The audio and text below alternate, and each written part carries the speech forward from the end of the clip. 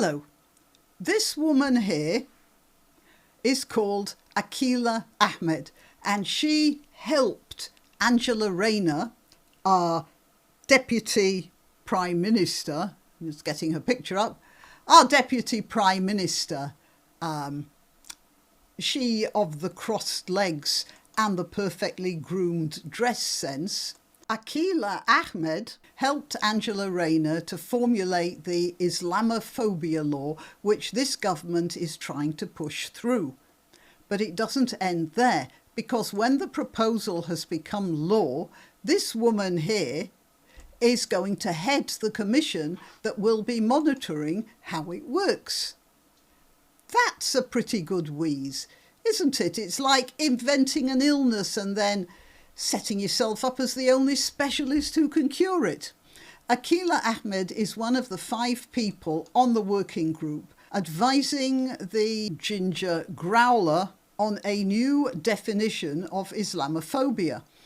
And when the law is enacted, she'll get her slice of the fund being allocated by the government to sit on the commission, which is being allocated, according to official pronouncements, up to £1 million a year to monitor incidents of Islamophobia and to raise awareness of hate crimes. This has caused a bit of a fuss in the community of Muslims because there already is a somewhat over-enthusiastic Muslim hate crime monitoring organisation called Tell Mama. More about that after I've told you I'm Granniopteryx. Please like this video, please share it, please subscribe to my channel. What else do I want you to do? Yes, subscribe, share, click the like button, click the notification button, and if you want to contribute financially to my channel, well, all the methods whereby you might do that are in the description.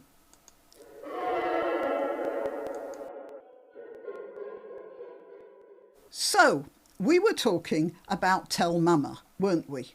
Okay, Tell Mama is run by a chap called Fayez Mughal. Frankly, I always thought that Tell Mama was a divisive piece of work. It's a website on which Muslims are encouraged to report incidents of Islamophobia, which, from what I've seen of them, are reports that someone looked funny at the aggrieved party reporting his or her psychological trauma. I never cease to be amazed at how a culture which has the most powerful and the bestest God and the most civilized order of law in the entire history of the planet, how people with such a solid background are so sensitive to the tiniest sliver of a shadow of a molecule of offence. But there you go, Muslims are sensitive souls, and Tell Mama got a goodly sum for the service they performed to help Muslims soothe their delicate vulnerabilities. So this is Fayez Mughal here. As I said, I had very little respect for Mr. Mughal for feeding this neurosis, but props to him, he came out and said that the Islamophobia law would be damaging to British society.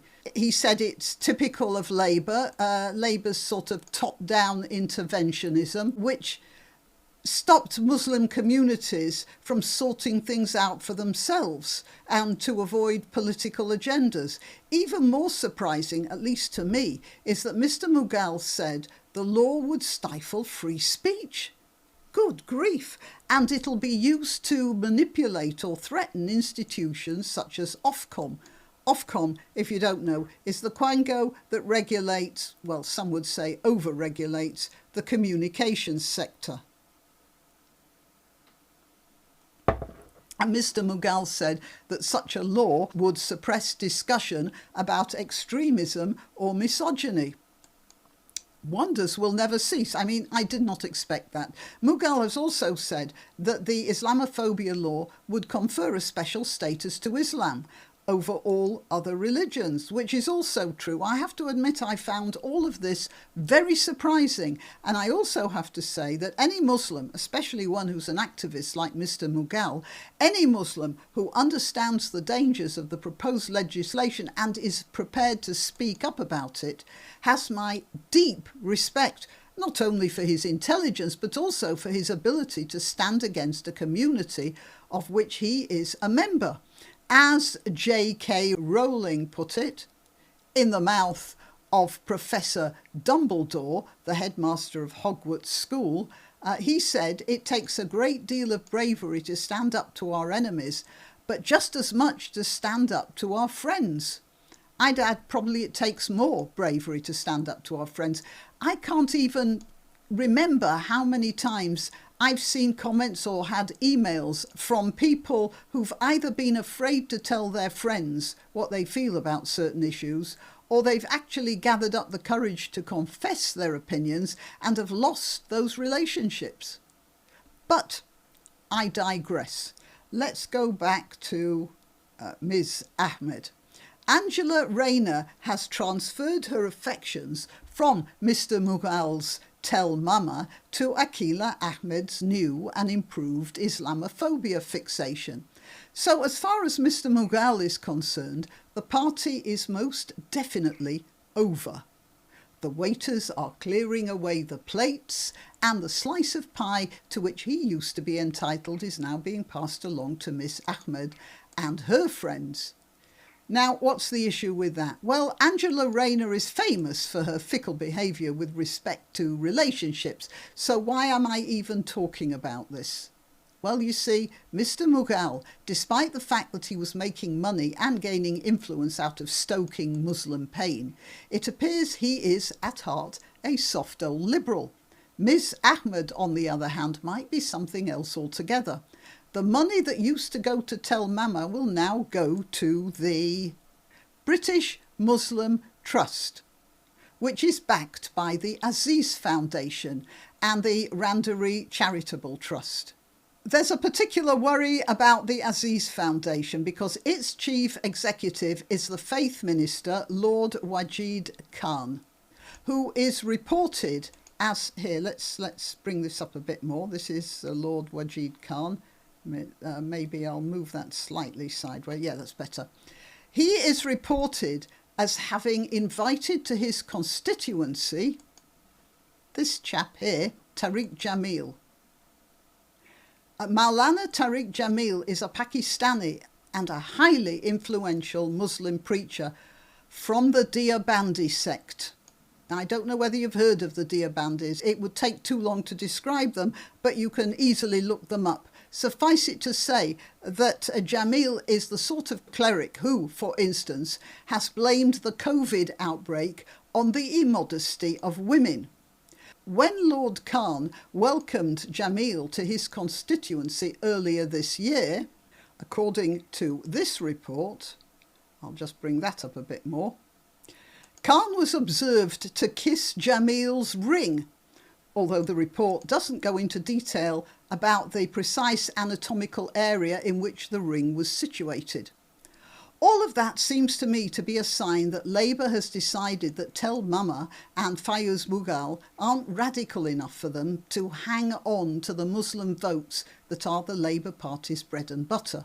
Or perhaps we should change that to the chapati and ghee, whatever.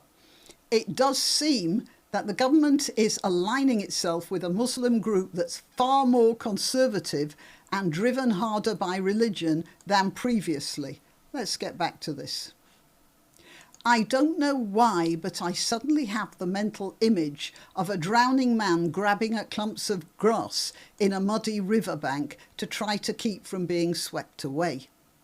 What next? The Ayatollahs? Actually, probably not. Corbyn already has the option on them, doesn't he? OK, well, yeah, that's the rundown on the Islamophobia law, which is looking more and more interesting, not only because of its effect on British society, but also on the sort of people who will be administering it. Till next time. You can help my channel by subscribing and clicking the notification bell. That's quite important. And by sharing if you're so inclined. Links to my other channels and to donation methods are in the description. But the best way you can help is simply by clicking like and notify. Thank you.